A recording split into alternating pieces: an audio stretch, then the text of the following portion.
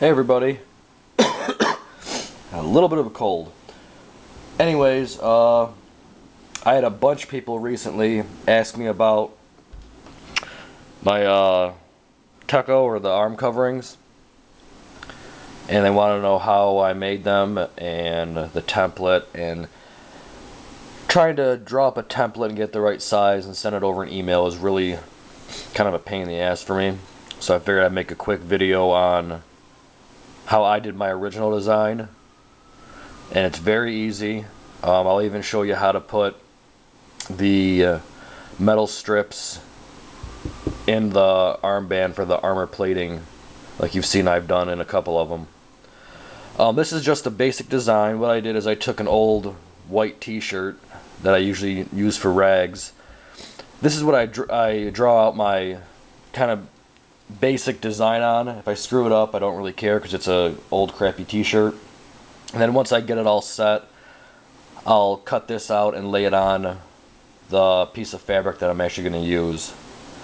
But what I started off doing, and this is the exact method that I used, I started off measuring, from the bend in my wrist to however far back you want.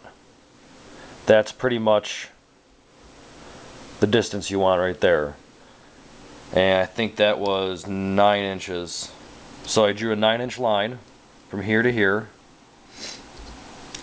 And then I measured from, from my wrist to about the ring part of your middle finger, which was 4 inches. So I put 4 inches from here to here.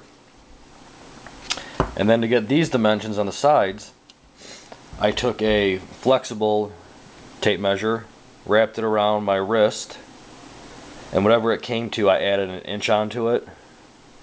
So this is about 6.5. See if I can. It's about 6.5. So I did 7.5 from here to here, centered, and then down on your arm, 9 inches. At least that's what it was for me. It was 11, so I added an inch, and that's 12. Then you just connect the points, and that's your basic arm covering. I had someone ask me about the real long ones that go all the way up your arm. All you got to do is, instead of measuring here, measure however far back you want to go and make this, longer. It's very easy to do. So, after that, you got to deal with the hand covering.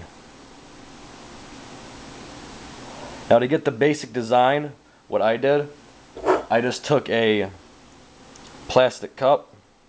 I think this is about a 3.5-inch diameter. Pretty much, it'll cover my hand. And I put that at the top, made sure it was centered, and drew a circle halfway on one side and halfway on the other. As you can see, like that. Then once that was there, I took the cup and put it over here, you can see better. And I brought it in until it met this point and the center point going across, and swooped it over like that. That's the basic design that I use. You can modify it a little bit to have it a little more, if you want to take this and make it a little more streamlined. I think that's eventually what I did. And then whatever you got right there, once you cut that out, just fold it in half, and you can copy it over here.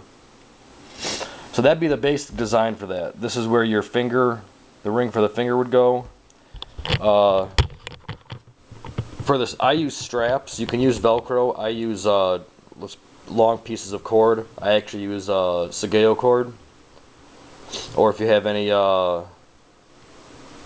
Sukaito, use that. It's pretty good.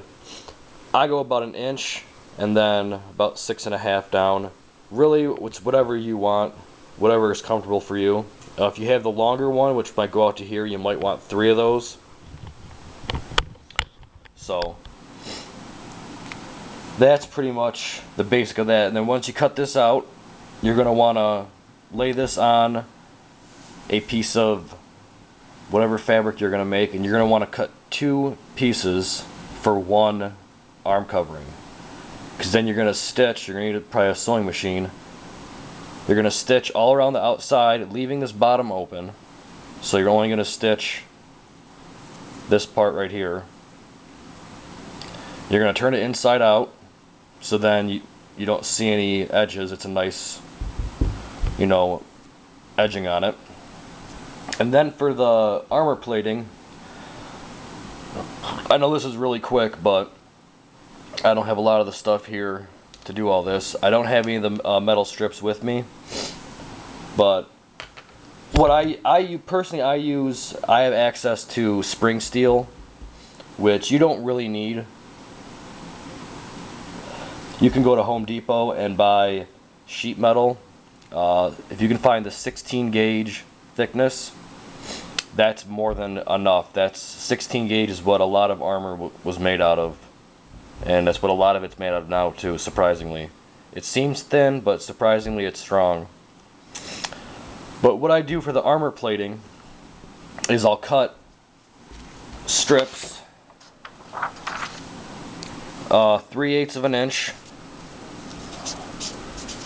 wide.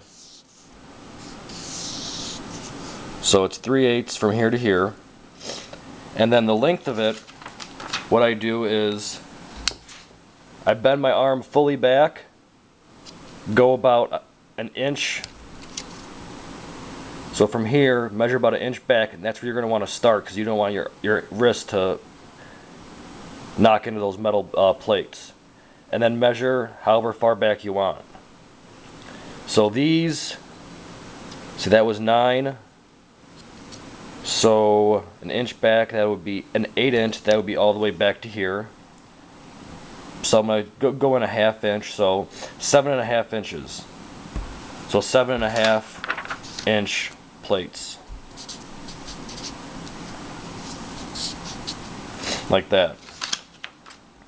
Now, once you get those cut, you want to figure out how many you want.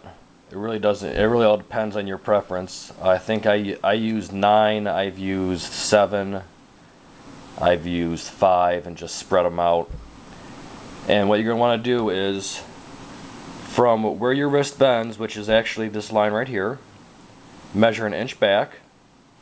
So probably somewhere like that. And you're going to want to put a stitching all the way across this to close this off. Like that. Once that's stitched, that means nothing can go past here. When you slide the pieces of metal in between the pieces of fabric, it's going to stop right here at this stitching. So then you're going to take your pieces of sheet metal and you're going to want to lay them on top of the fabric. We'll just say like this is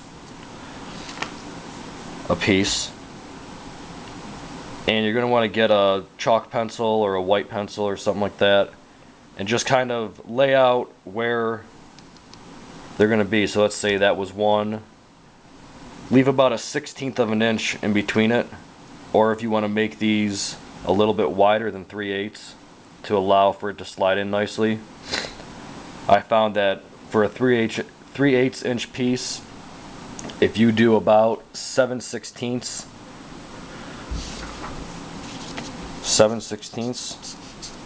slots, that gives it enough room for that 3/8 piece to slide in nicely. So you're going to want to lay all these out with a chalk pencil, like so, and then you're going to want to run stitching from here. You can go all the way to the end if you want, all the way up. So now you have compartments for each one. Then once you slide the sheet metal in, you back on your sewing machine, you close off the end by stitching off on that 1/2 inch that you allowed back here, and you're done. It's surprisingly really simple. You do need a sewing machine and someone that probably knows how to sew.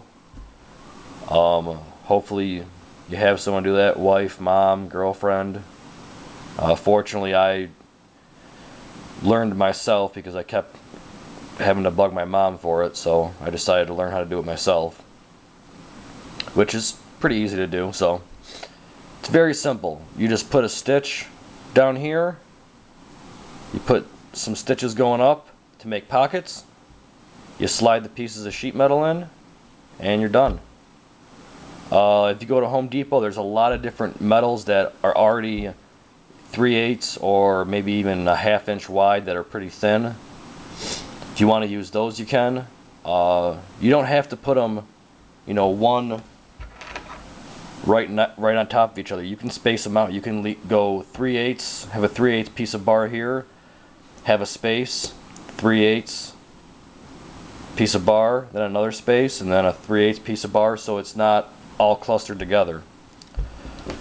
So it's pretty easy to figure out the dimensions. Let me go see what that website is.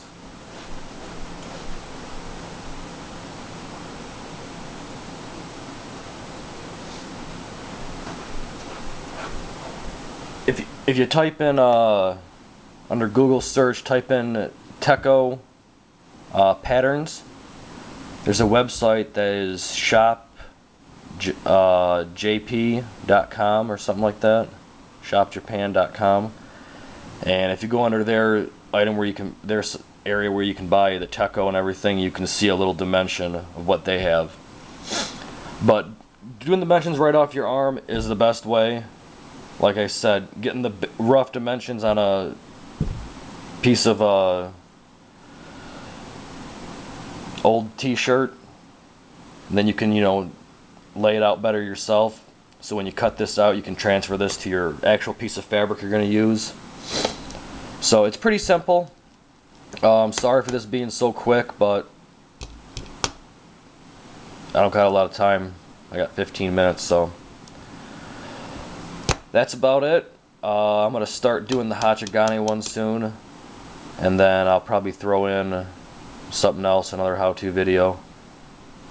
So that's about it. Any questions on any of this, let me know. One cool thing that you can do, which I found that's really cool, when you're stitching all this together, say you use a black piece of fabric, use like a blue stitch or a red stitch. Makes it look a little cooler too. I've done that before, it looks pretty nice. So that's about it. Probably have some more videos coming out soon on stuff like this. And let me know what you think.